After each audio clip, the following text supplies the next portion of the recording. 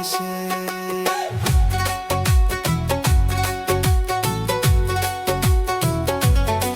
আগে তো খবর নিতে প্রতি পলে ছিলে না তো এমন আগে, এখন কেন বিষাদ জমে আমাদের এই অনুরাগে? ব্যস্ততা কি শুধুই বাহানা, নাকি মন ভরেছে অন্য কারো মায়ায়? আমি আজও